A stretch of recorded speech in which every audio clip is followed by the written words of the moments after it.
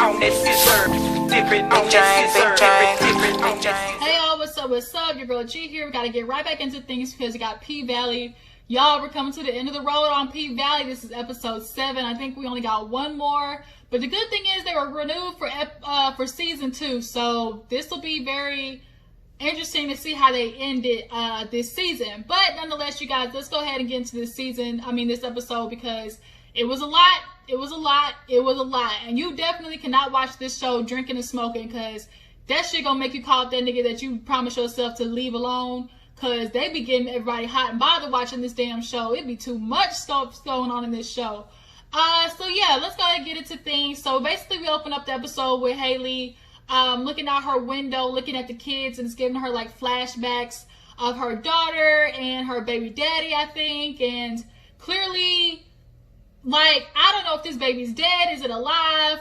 Y'all, wouldn't it be interesting? Okay, what if the baby daddy had the baby, and since he's coming to get his money, what if he tells her, hey, if you give me my money back, I'll let you have your kid? What if he does that? That'd be interesting. That'd be a different twist. But nonetheless, she's ready to bounce. This is her last day. She already told Andre last episode that, you know, she's about to go. So yeah, this is the end of, you know, Autumn Night / Haley's, you know, residency in Chucalissa, all right? So after that, we see Clifford, his little flamboyant self, y'all. Clifford is unapologetically himself. He gonna be Clifford at the strip club and even around the church folks, because when he walked around them at that damn rally, they all was turning and looking like, ooh, what the is this dude? Like, he got all this damn sugar in his tank. Looking out here all switching and stuff in his hips. Even Patrice, the way Patrice walked up, like, looked at him when he walked up, was like, really, nigga? Like, you couldn't tone it down for one day? Like, that's how she was looking at him. But he reminded her quick, fast, in a hurry. Look, bitch, I got you out of jail. I got a big mouth, but yours is bigger. So get the gabbing up on stage. You know, let the Lord use you however you want to put it. Okay? It's time for you to get these church folks riled up to get this casino shut down. So Patrice Woodbine gets up on the stage, starts doing her thing. Started telling people, you might want to play Russian roulette in this, you want to play roulette at the craps table in the casino, but you don't want to play roulette with your life and God's. I said, okay, you sure don't. So as that's happening, we see Mercedes at the office getting one of her last drops for Haley, and she sees Clifford up on the TV screen with Patrice Woodbine. So she's looking at him like, this nigga here, after you know what this woman did to me, you got the nerve to be standing beside her on stage on TV? Oh no. So that's like how she would look. And she said, that girl behind her, she said, fuck you, I hope your IUD blow up. I said, damn, like, a little bit much, Mercedes. So from there, we see the scene where Andre's in the office with his what is his goddad, Pastor Tydell, not Mayor Tydell, whatever. They're in there with the cracker brothers, complaining about the deal, because Andre, he out-slicked them and turned it from a total buyout deal to a lease deal. So they're just sitting there like, oh my God, like, I can't believe this happened. We were supposed to get $6 million. Like, what the hell happened to Andre? He said, look, they want to lease it to you. You know, it's going to be $500,000 up front, $15,000 every month. They're like, nah, like, this is some bullshit. Like, they're mad because basically at the end of the day, they was ready to take their money and bounce. But for Corbin, you know, he felt for Corbin because those brothers put a shotgun to both Andre and him. So he kind of played them a little bit, and they ended up having to sign. And then Corbin was the first signature on there already. He said, Corbin already signed this? He was like, yeah, he didn't need no shotgun to his head to do it either. I was like, let y'all niggas know. Don't be playing with him. Andre said, don't do it. So after that gets done, one of the brothers was like, man, Tydell, you know this is effed up. Soon as you get elected and this casino's done, we're going to vote your ass out. So now, you know, Mayor Tydell's looking at Andre like, you couldn't help yourself, nickel. Like, why are you going to sit there and do some shit like that? And when they leave, he looks at him like, here you go, tap dancing for this white folks. Why don't you get up off your knees? I know you old. Your knees is old. Better get up off them. He looked like they had the nerve of you to try to sit here and play high and mighty with me. You wouldn't have this crown that you got on top of your head if it wasn't for me walking 6 miles so I could get to a good school or drinking out of a different water fountain, all that type of shit. He's like, man, you don't know nothing. Especially since I paid for that fancy degree of yours because your parents couldn't afford it. It was like, he went down through there. And I was like, well, you know, touche, nigga, touche. He just looked at Andre like, look, you ain't never gonna have nothing without me. Bet that. I was like, shit.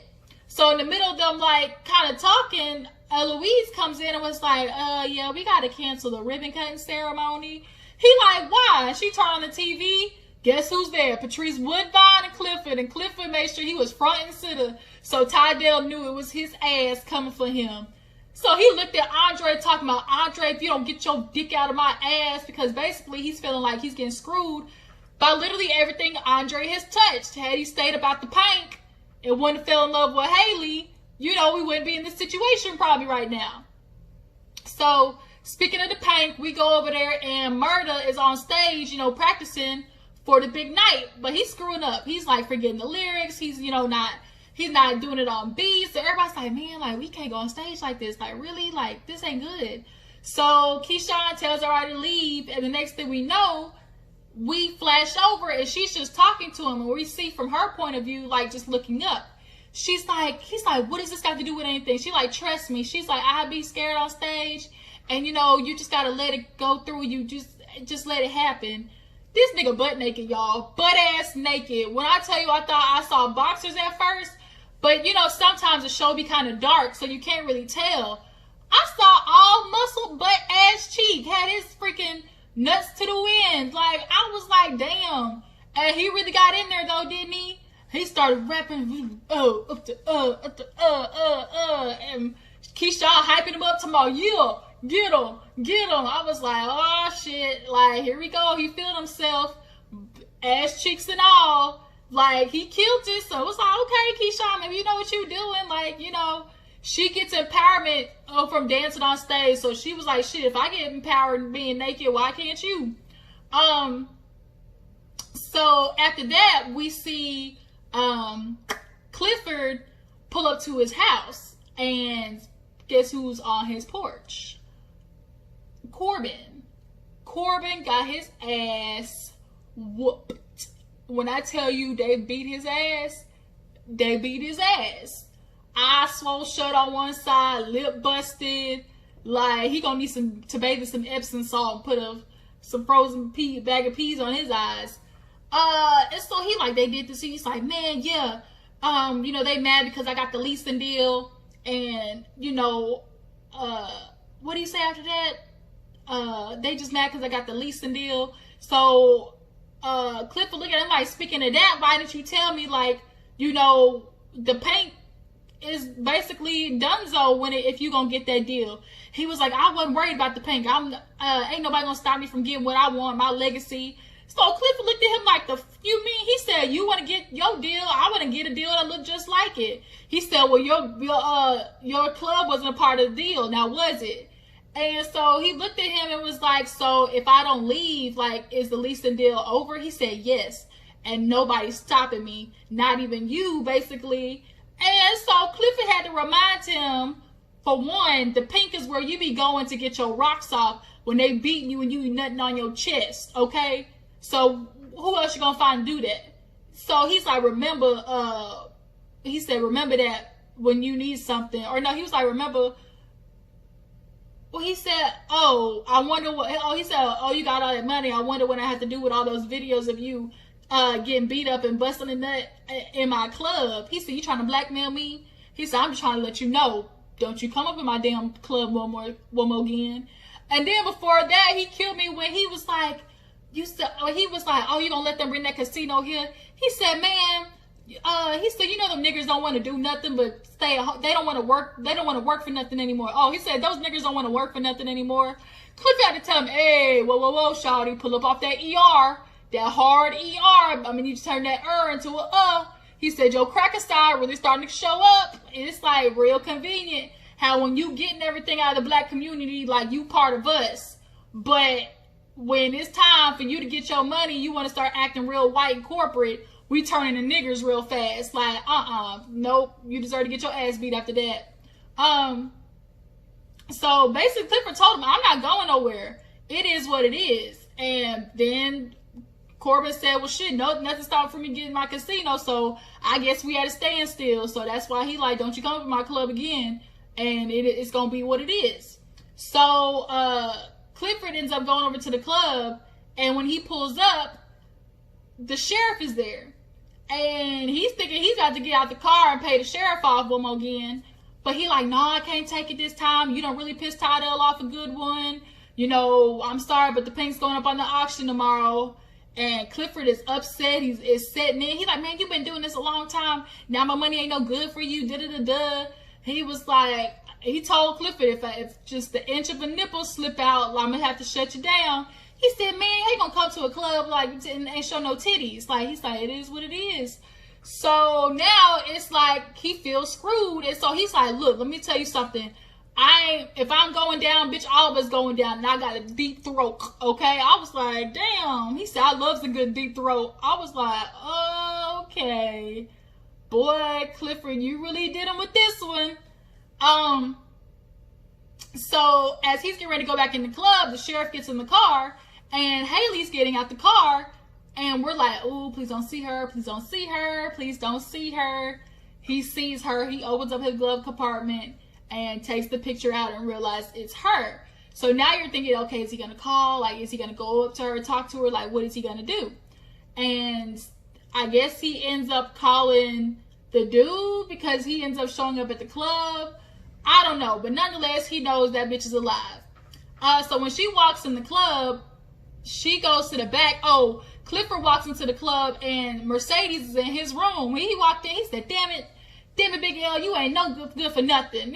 So he like, bitch, what you want? She said, really? You gonna be up there with Patrice Woodbine, my sworn enemy, my nemesis? He said, look, I got a big mouth, but hers is bigger. I'm trying to do everything I can to save the Pynk. He started crying because he realized I can't save the Pynk, Mercedes. Like, it's going up on auction tomorrow. I done did everything. I done put everything up for sale I could. Like, this shit really over. He said, what we gonna do, huh? They ain't no academy for hoes. He said, ain't no academy for hoes. They don't have whorehouse orphanages, okay? Like, once you go to the strip club, like, you better make it, or you gonna be stuck here shaking ass forever. Okay, so now she has to snap him out of it and be like, look, ain't no crying. What you say, rule 2655, whatever you want to call it, no crying at the Pynk. So he sucks it up and was like, okay, you know, what am I gonna do?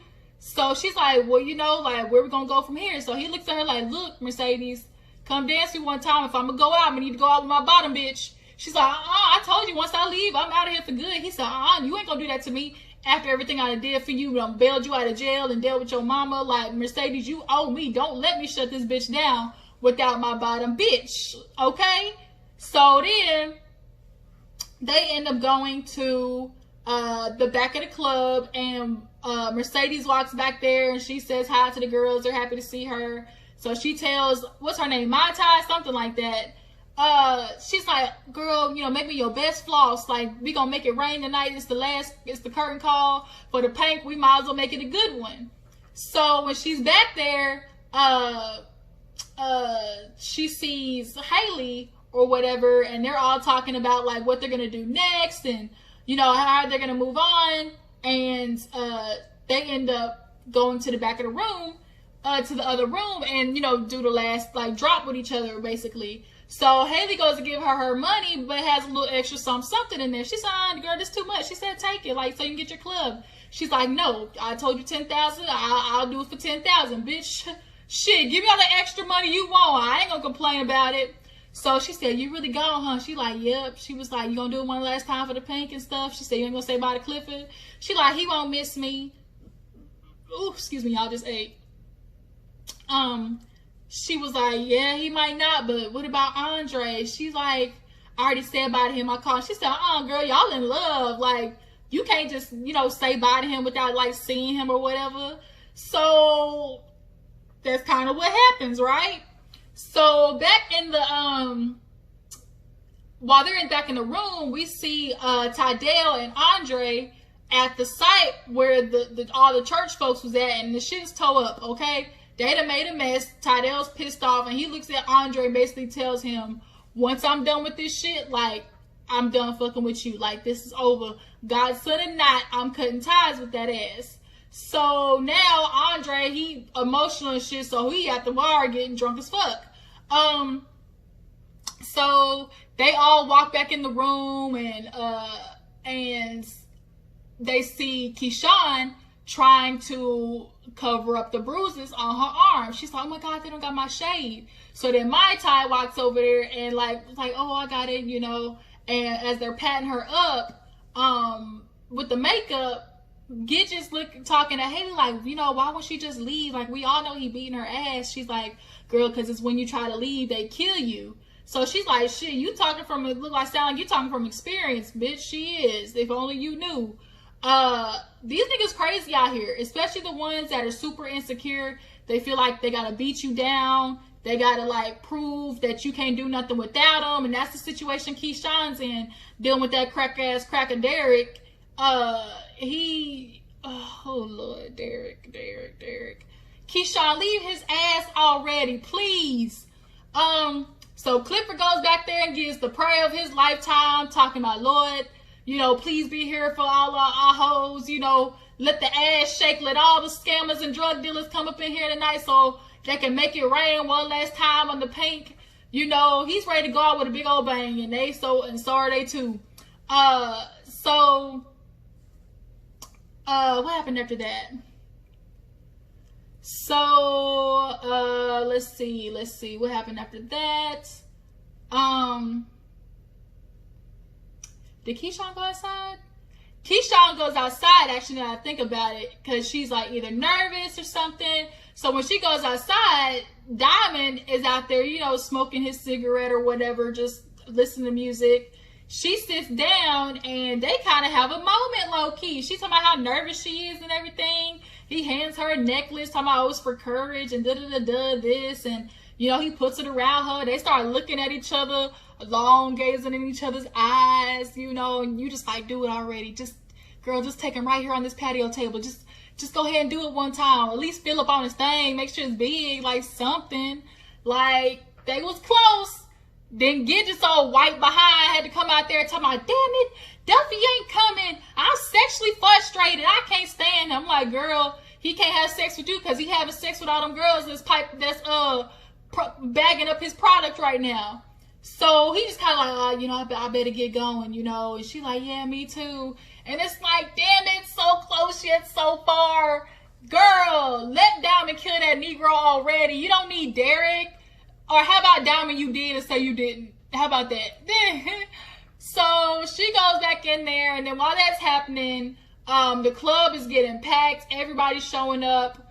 But right before, you know, the club situation happens, there was this cute little scene when Murda took Clifford out into the woods. So he like, nigga, where you taking me? Like, what's going on? He started taking you to see the stars.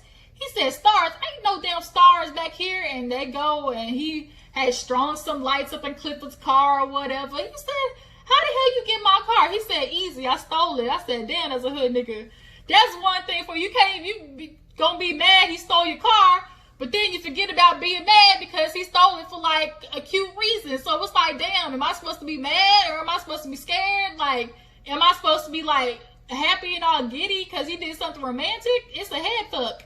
But it's a beautiful head fuck at that. Like, y'all, their relationship, it just warms my heart. So they get in the car. He's asking if he's okay. He's like, I'm okay. He said, I can't talk about it right now because, you know, I might not be okay if I talk about it. So it just is what it is. You know, we're going to let this be the good night. And, you know, it was fun while it lasted. So, but then it was I like how they wrote into it where it's like, you know, I'm okay because, you know, I choose to be okay. You know, tomorrow I might not be, so, you know, be for me then. But right now, I choose to be okay. I was like, damn, that really how life be. Like, life be so fucked up sometimes, but you just it's a mental practice to try and not think about the negatives and to really try to stay positive in all rough situations. So they start smoking some weed. They light it up. Put your lighters up, don't put your lighters up. I don't know why I just thought about that. So yeah, so they like a little something, get to smoking. He done charged up Clifford, and he trying to get this thing popping in this car. He said, boy, you know, I got something to do. I can't be going back, you know, all dirty and sweaty and stuff. So then Lil Murda decided, okay then, well, let me do it. And so he started reaching down in his pants. I said, oh shit. I said that, so to Clifford. He said, oh God, okay. He started breathing fast. I'm like, ooh, boy. And immediately I thought of this scene from the Titanic when Jack and old girl was in that old-fashioned car, and her hand goes up there and it like drags on the window from all the fog and steam because they, you know, having sex in the car and stuff. It was a moment, y'all. I'm loving how they are writing Clifford and Lil Murda story. So it's just so sensual too. Like, it's just gives me the shakes. Ooh. Yeah, so as that's happening, the club is filling up, everybody's showing up, and Derek's old white ass comes over there to the front of the club, had a nerve to try to walk up like he was somebody. Oh, you know, I know Keyshawn, you know, I'm gonna be in her section. Diamond looked at him like, you see the line? Okay, then take your ass back there. Derek was looking hella pressed too. He go back there, but as that's happening, we see the baby daddy at the front of the line. And when Diamond searched him, he had a knife, I think in his pocket or by his pants leg or something.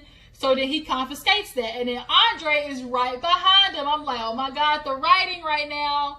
So Andre's right behind him. And so what old dude is like, oh, you know, I don't think Uncle Clifford will want him here. Diamond's like, nah, I got it. You know, he can go in. He said, but you're going to sign that petition first. He said, really? He said, hell yeah. Sure enough, Andre did sign it. You know how desperate you got to be to sign something that's completely the opposite that you want to do, to just so you can go in there and see Haley's ass again, because she messaged him earlier talking about one last dance, because Mercedes basically kind of convinced her like, bitch, this your last time. You really might want to, you know, take advantage of this being your last time to do whatever it is with him. So then that's why, you know, he ended up showing up to the club later after he was drinking at the other bar. So they go in and we see Derek at the bar ordering top shelf bourbon that had the nerve to say, put it on Keyshawn's tab. You motherfucker, you have got to be one ain't shit. Oh, Keyshawn, do better, child, do better.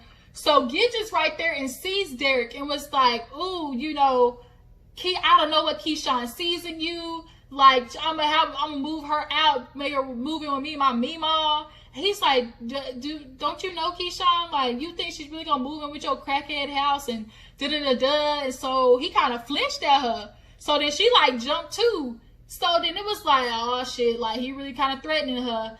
And she's like, oh, I can't wait. Gidget was like, I can't wait till Keyshawn gets smart and leave your ass. He looked at her and was like, it's gonna be a cold day in hell for that happen. I said, girl, quit rallying him up, because what's gonna happen is he's gonna take that shit out on Keyshawn. And she already asked him what he doing there, because he ain't never showed up any other night. Of course, he wants to choose the night of all nights to show up to go watch Keyshawn dance. Like, really? So when he walked away, he told him to put that top shelf bourbon on Keyshawn's tab. I was hot, okay? So outside, back where everybody's at, I think his name is like Woda, Woo, or something like that. That is the manager, and he's talking about, oh, you know, I got execs coming, you know, they're gonna come watch Murda. I just gotta find him. So when he started walking around the back to try to get service, I knew as soon as he moved to the back, went to the back, he was gonna see Clifford and Murda. I just had a feeling I was right. Here they come walking up all, you know, giddy and stuff, like they clearly just had a moment. And he sees them, and it's like, oh no, like little Murda, you just almost had it. So when that's happening, he sees them. You can see the look on his face. It's kind of like, ugh. So on the inside, we see Haley and Andre. She takes him back to the the champagne room or whatever. And boy, she get the grinding and humping on him. The dry humping was serious. So much friction. That nigga got hard. Okay, he got hard as a rock. She grinding on him, talking about, oh, you know, I'ma miss you. And he like, don't go. Like, you ain't gotta go nowhere. She's like, yes, I do. And his phone keep ringing. He's like, shit, who the hell calling? It's Brittany and his woman. And she like got naked. You know, I love the song that they chose to play. I love Daniel Caesar. And it just fit the moment so right. And so finally, after his phone done rang for the third time, she like, pick it up, it could be an emergency. He like, nah. Girl, she picked that shit up, put it up to his ear. It's damn Brittany talking about, where are you at? He like, I'm in my room right now. She like, no, you not, because I'm here. And he like, wait, no, I'm at the bar. It's like, damn, nigga, you already snitched on yourself. So then he's like, I'm coming. Just stay right there. I'm coming. So she looks at him and was like, you know, bye, Andre, like, whatever. So he leaves and goes to see his actual woman, Brittany. I think that's her name, Brittany. So when that happens, in the back, Murda is getting ready to perform, and he's getting his stuff on, and Woda comes up to him to my, you know, the heart want what the heart want, but you know, you just, it's the chemical thing, but you just gotta control it. Like, you really gonna ruin it for this man, for this thing. And he's like, what are you talking about? It was just one time. So clearly this dude knows that Lil Murda, you know, has some sexual exploitations to do with some men's. Maybe them two hooked up and, you know, it was just a one-time thing. I don't know. But he basically told him, look, I get you, you know, you do whatever. You want to be with whatever, have sex or whatever, booty hole ass boy. Like, if that's what you want to do, then so be it. But don't let it fuck up this money. And he kind of looked at him like, really? Yeah, okay, Lil Murda, you can't let nobody else see that shit. Unfortunately, in the rap game, the men have to be, like, appealing. And women aren't necessarily going to appeal to him if they know he don't like women. You know, like if he's into Clifford's type. Because that's what old dude said. You got all this pussy getting thrown at you, really?